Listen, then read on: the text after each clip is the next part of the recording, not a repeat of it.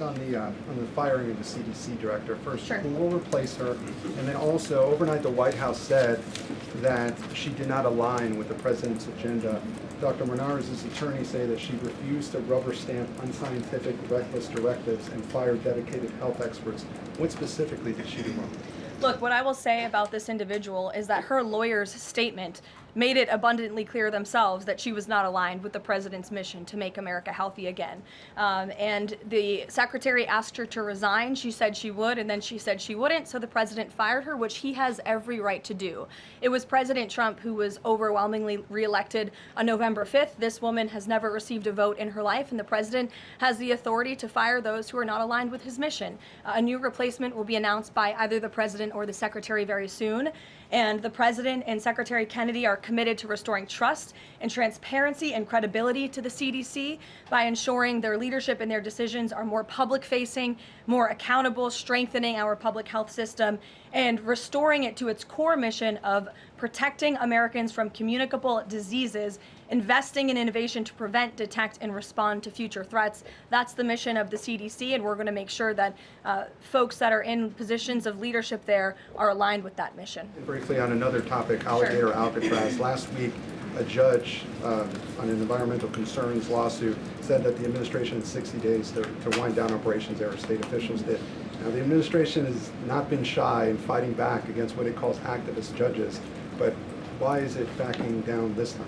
We're not backing down. We've always said that we are going to continue to fight in the court of law for what's right, because we know that what this administration is doing with respect to all policy, but also immigration policy, is above the books, and we're abiding by our nation's immigration laws. And we think it's despicable that an activist judge has inserted themselves in this migrant detention facility to the point where DHS is now having to relocate these illegal immigrants to other detention facilities around the country. That is an unnecessary burden on the Department of Homeland Security and these agents who should be removing these criminals from our community. That's what the American people elected this president to do. So we've always maintained, Gabe, we're going to comply with court orders, but we're also going to fight back on them on the merits of the law. And DHS is in compliance while we disagree with this decision, and we'll continue to fight it in court. Let's go to... Hey, go ahead. Thanks so much. So just following up on the CDC firing. Sure. Are you anticipating other changes there at CDC in addition to that firing? And is the administration going through in a very sort of organized fashion? Is there a task force that's going through high-level appointees to see who is or isn't aligned with the mission? Like, should we expect more changes? Not to my knowledge. I understand there were a few other individuals who resigned after the firing of Ms. Monarez. One of those individuals wrote in his departure statement that he identifies pregnant women as pregnant people. So that's not someone who we want in this administration anyway. So if people are not aligned with the president's vision and the secretary's vision to make our country healthy again, then we will gladly show them the door. Karoline, can I just follow up on... Go to the back. Thank you, Karoline. Go behind you, Andrew. Go ahead. Oh, thank you, Karoline. The military deployment that President Trump has sent to the Caribbean Sea close to the shores with Venezuela is massive. It's much more that is needed to simply counter narcotics operations.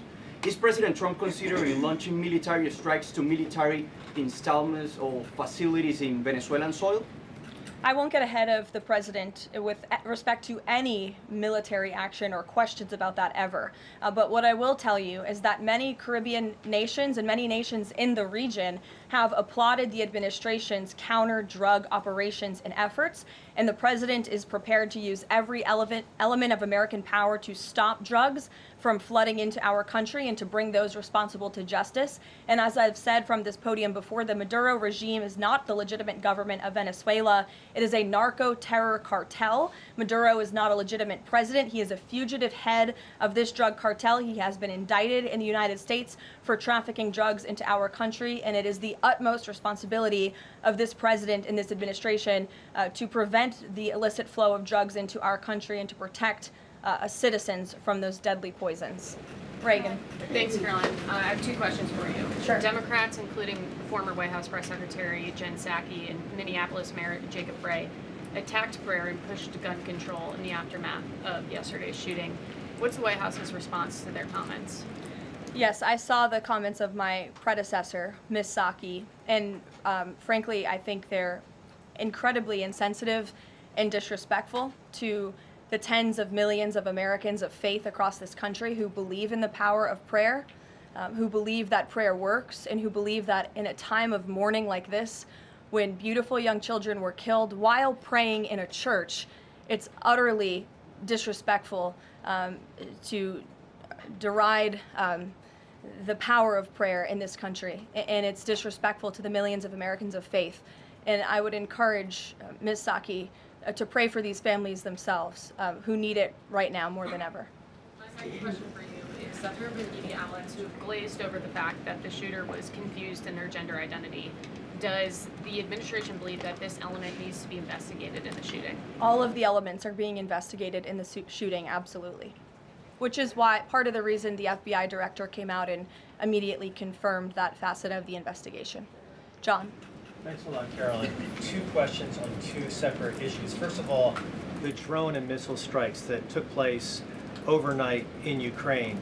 General Keith Kellogg, the president's special envoy, has described these attacks as egregious. Do you agree with that description, and do you view President Putin as an impediment to getting peace between these two countries? Well, it's not about if I agree, it's about what the president thinks, and I know what the president thinks because I talked to him about this. He was not happy about this news, but he was also not surprised. These are two countries that have been at war for a very long time. Russia launched this attack on Kyiv, and likewise, Ukraine recently dealt a blow to Russia's oil refineries. They have taken out, as a matter of fact, 20% of Russia's oil refinery capacity over the course of their attacks throughout the month of August. So the president is continuing to watch this intently, and this killing, unfortunately, will continue as long as the war continues, which is why the president wants it to end. And that's why he's worked harder than anyone to end this war, which would have never started if he were president. But perhaps both sides of this war are not ready to end it themselves. The president wants it to end, but the leaders of these two countries need it to end and want it to end, must want it to end as well.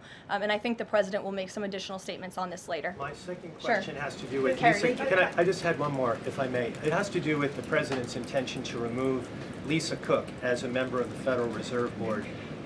He is going or acting upon allegations that have been made by Trump administration official Bill Pulte. These are just allegations. She hasn't been convicted yet of any crime. Is the administration opposed to allowing Ms. Cook to have due process, to challenge what has been alleged against her? I believe she is challenging it. I believe she just filed a lawsuit today, and Mr. Pulte has deferred those allegations over to the Department of Justice to investigate them. What I will say is that you had these mortgage receipts very clearly shown to the president, and he has the cause that he needs to fire this individual. He laid it out in the letter that he provided to her and to the public as well. And so we'll continue to fight this battle.